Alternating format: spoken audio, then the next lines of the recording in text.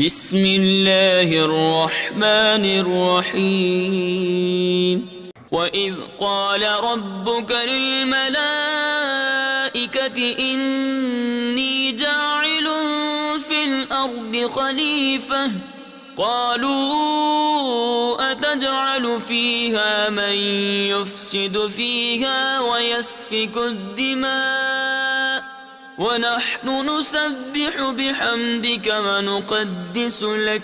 قال إني أعلم ما لا تعلمون وعلم آدم الأسماء كلها ثم عرضهم على الملائكة فقال أنبئوني بأسماء هؤلاء إن كنتم صادقين قالوا سبحانك لا علم لنا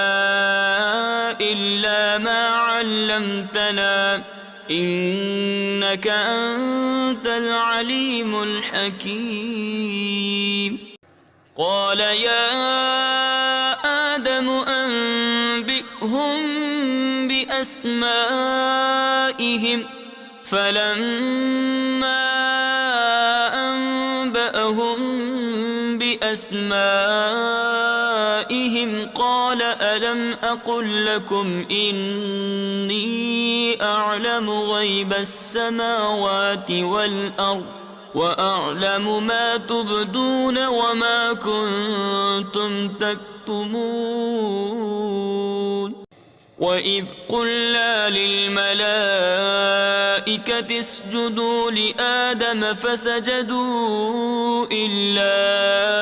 إبليس أبى واستكبر وكان من الكافرين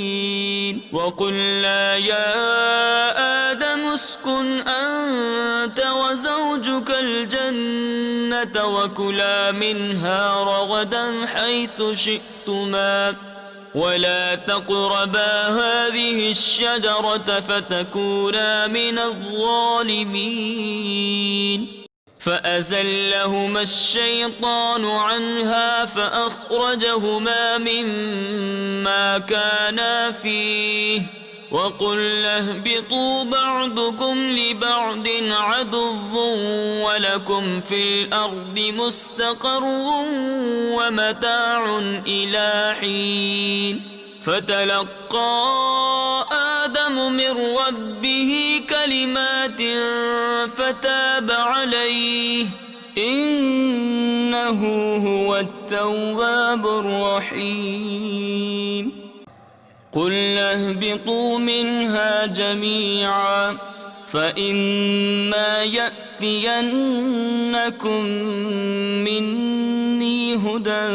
فمن تبع هداي فلا خوف عليهم ولا هم يحزنون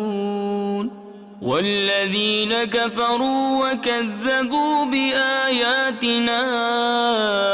أولئك أصحاب النار هم فيها خالدون